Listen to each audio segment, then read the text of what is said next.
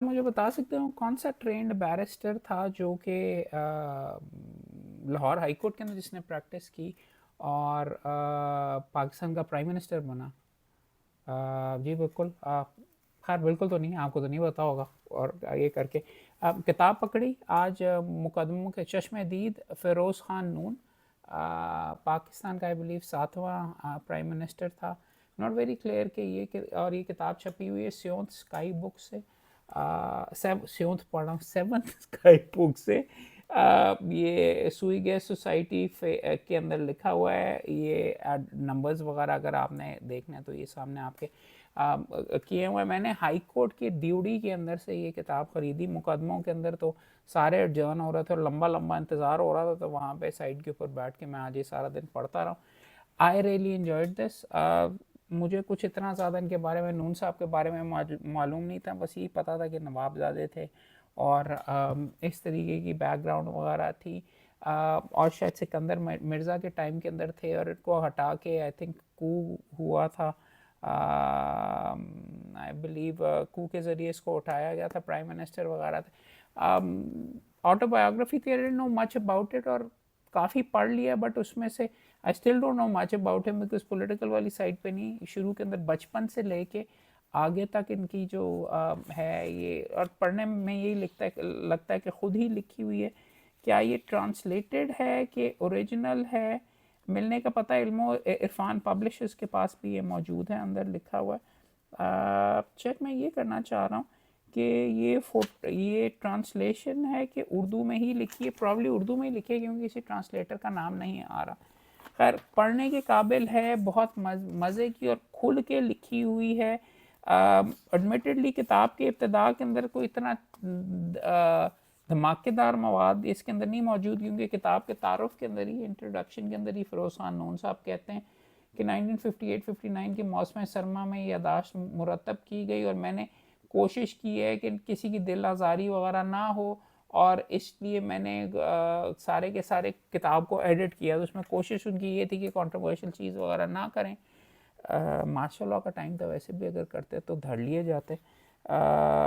سو پتہ نہیں ریلیز کب کی ہے، کوئی اتنی زیادہ ڈیٹیلز اس میں نہیں موجود، بٹ پڑھنے کے قابل، اور اردو میں بہت اچھی آٹو بایوگرافیز میں نے، آپ نے اور شہاب نامہ اور وہ تو پڑھا ہوگا، but this one is reads very very quickly اور ویری اسموتھلی ایز ویل.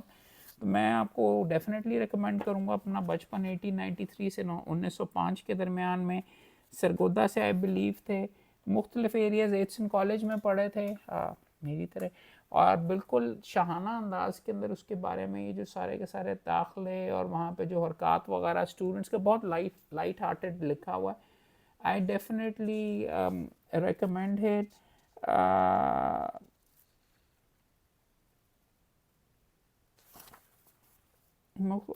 ایٹسن کے بارے میں اسکول میں ایک قدیم طرز کا اسلامی وضع کا بڑا سا ہال تھا جس میں لمبے لمبے سیاہ تختہ سیاہ لٹکے ہوئے تھے، اور ان پر ممتاز طلبہ کا نام درج تھا. جو آخری امتحان میں اول آیا اس تختے پہ میرا نام تھا، میرا بھی نام تھا وہاں پہ ویسے، بیسٹ ایٹسن کا پریزیڈنٹ اور میڈل ایوارڈ ونر. تو وہ اگر اپنی کتاب، اس کتاب میں شوئیں کافی ویسے اس نے ماری ہوئی، جتنی وہ شو مارتے تو میں بھی تھوڑی بہت مار سکتا ہوں آپ کے سامنے. لیکن بتانا یہ چاہ رہا تھا کہ اس کتاب کے بارے میں، ایٹسن والا ٹائم بہت نوابی انداز کے اندر لکھا ہوا ہے، کم اس کے اندر پڑھنے سے آپ کو یہ لگتا ہے، اور بہت زیادہ میں خیر آپ بیتی کے اندر میں تو ہوتی ہی ہے، بٹ آپ یہ نہیں ہے زیادہ دیکھنے میں کہ لوگوں کا دکھ درد عوام کا کیا پالیسیز تھیں، کس طریقے تھی، کم از کم جتنا میں نے ابھی تک پڑھا ہے اس میں نہیں نظر آیا. بٹ اس میں انٹرسٹنگ یہ وکیلوں کے لیے کہ وکالت کے جو چیزیں وغیرہ لکھے ہوئے ہیں وہ کافی اچھا ہے. جو پیراگرافس وغیرہ ہیں اور عجیب و غریب سی ویسے چیزیں لکھی ہوئی ہیں، تو ایک دو کنٹروورشلی چیزیں لگی ہوئی میں پڑھ لیتا ہوں. ابتدا کے اندر جب وکالت شروع کی تو ان کی فیملی نے اس کو اپوز کیا، اور جا کر ہونے کے بعد لاہور جا کر لاہور ہائی کورٹ میں پریکٹس شروع کرنے کا فیصلہ کیا. سرگودا میں اپنی پریکٹس کے پہلے سال میں نے 750 روپے آمدنی پر انکم ٹیکس ادا کیا، اور اس میں تعطیلات کا عرصہ بھی شامل ہے. نوجوان وکیل کے لیے آمدنی خاصی اطمینان بخش تھی. مزید برآں والد مجھے کچھ رقم دیتے تھے، مکان کے علاوہ گھوڑا اور گائے بھی مفت تھی. اس گھوڑے کا دانہ اور میرے ملازموں کے لیے گندم بھی مفت مل جاتی تھی سرگودا میں. میں نے 3 سال بڑے مزے سے گزارے. اپنے گھر تھا, سواری اپنے گھوڑے تھے, اور صبح اس کا سیر کا کسی دن کا ناغہ نہیں کیا. اچھا, یہ پڑھنے والا. بڑے ملک صاحبان مجھے حقارت کی نظر سے دیکھتے تھے کیونکہ مجھ سے پہلے کسی ملک نے قانون کا پیشہ اختیار نہ کیا تھا.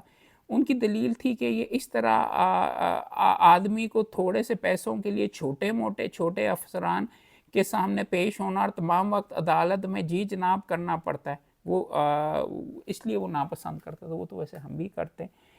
وہ لوگ ناواقف تھے, قانون کے وقار اور اقتدار کا اندازہ نہیں رکھتے تھے. بعد میں جب انہوں نے مجھے کامیاب زندگی بسر کرتے ہوئے دیکھا تو پھر انہوں نے بھی میری پیروی اور میرے اور خمیر کے لیے اور میرے لیے ہمتاً تعریف و توصیف بن گئے. کامیابی میں سے زیادہ کوئی چیز کامیاب نہیں ہوتی. وہ لوگ جو شروع میں ناپسند کرتے تھے اب میرے رشتہ داری یا گہری دوستی جتانے میں فخر محسوس کرتے تھے. اچھا, یہ پڑھنے والا ہے, ویری کانٹر. ایک بار ایک ملک صاحب جو ہمارے ضلع میں آنریری میجسٹریٹ تھے, محسوس کیا کہ وکیل ایک ایسے ملزم کا دفاع کر رہا ہے کہ جس کے بدمعاش ہونے میں شبہ نہیں ہو.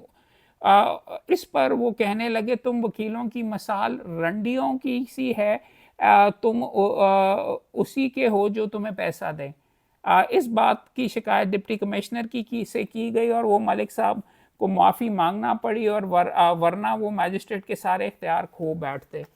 پہلے بھی منہ پھٹ وغیرہ لوگ ہوا کرتے تھے جو وکیلوں کو نہیں پسند کرتے, مگر ان کا اپنا اس کے اندر رول کیا تھا, کیسے اپوز کیا وغیرہ. بٹ کہانیاں کافی ہیں.